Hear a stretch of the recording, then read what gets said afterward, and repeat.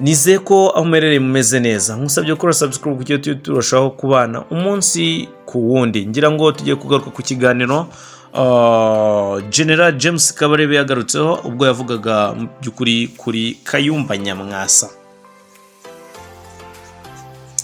Umunyamabanga wa leta muri Minisiteri y'Ububanyi n'Amahanga General James Kabarebe yagaye imyifatire ya Kayumba Nyamwasa avuga ko nta mutima wo gukunda igihugu afite ahubwo ashyize imbere umururumba.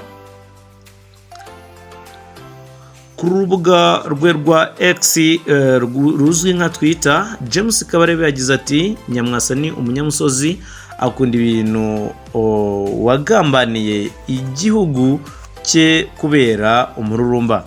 Yongeyeho kandi ati gukomeza kugira iki kirara umwere no gukorera ukuri kw'amateka ni kimwe mu migambi yaburijwemo no gushaka gushyira amabi yatumye ingabo za Afurika y'Epfo zipfira mu mirwano zari zifatanyije na FARDC ndetse n'umutwe w'iterabwoba wa FDLR.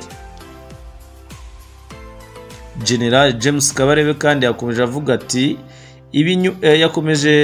yavuze ibinyuma y'ikiganiro televiziyo yitwa Newsroom Africa yo muri Afurika y'Epfo yagiranye na Nyamwasa akamara umwanya munini yisanzuye avuga ibyo u Rwanda rugomba gukora, ibyo rutagomba gukora n'ibyo rugomba kumuha.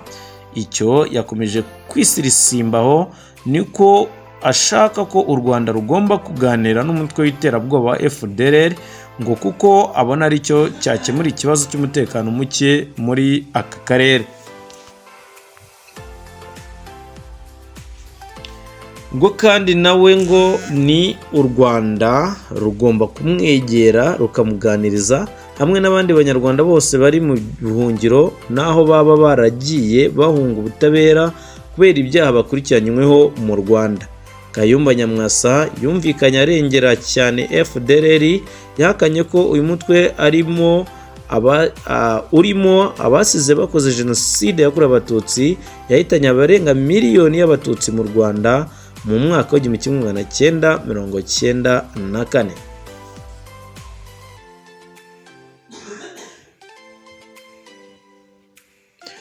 Umuvugizi wa guverinoma Yolande Makolo yagaragaje ko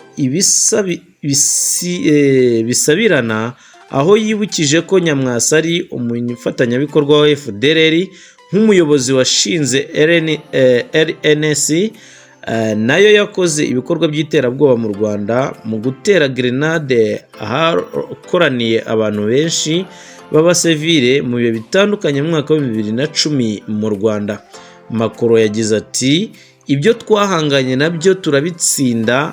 Nyamwasa kandi yashyizeho umutwe witwaje intwaro muri Kongo ugamije gutera u Rwanda ariko ntituzatuma abigeraho.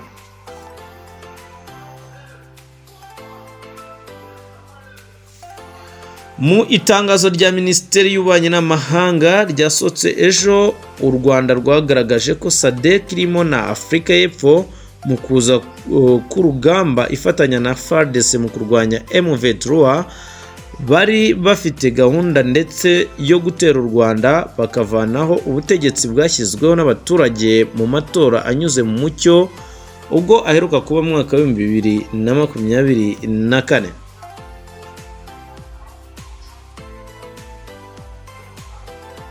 Aha rero umuvugizi wa leta y'u Rwanda yabwiye Afurika y'Epfo ko ifite uburenganzira bwo kutemeranya na politike y'u Rwanda ariko ifite inshingano zo gusobanura ibyemezo ifata birebana n'aka karere.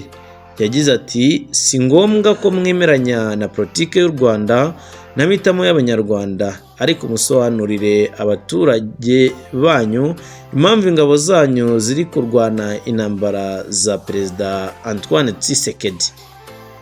Makoro kandi yakomeje agira ati kongera kugarura iby'uyu muntu ukurikiranyweho ibyaha ukingiwe ikibaba na leta ya Afurika y'Epfo n'indi gihamya y'umugambi wa guverinoma yanyu wo guhungabanya umutekano w'u Rwanda.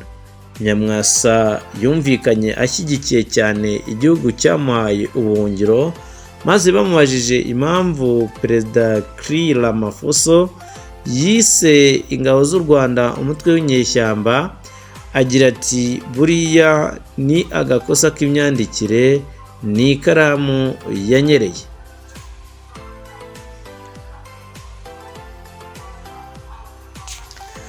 Ngira ngo ni amakuru mwumvise mu by'ukuri mu buryo bugiye butandukanye, bagiye bagarukaho Kayumba Nyamwasa kwifatanya na Afurika y'Epfo, kugaragaza mu by'ukuri Ramaphosa kugaragaza ko igisirikare cy'u Rwanda cyangwa se u Rwanda mu by'ukuri ari umutwe w'inyeshyamba. Ni ibintu mu by'ukuri bigenda bigaruka ku gutoteza no kuvuga nabi igihugu cy'u Rwanda, kandi mu by'ukuri navuga ko nta kosa. Ni ikibazo rero gikomeye, ngira ngo leta z'amahanga n'amahanga muri rusange bagakwiye kugenda bagarukaho mu rwego rwo kugira ngo mu by'ukuri babungabunga umutekano mu buryo bukwiriye, kugira ngo bafate igihugu nk'u Rwanda kitagira ikosa, bakizane mu bikorwa nk'ibyo ngibyo, ndetse bagaragaze isura mbi.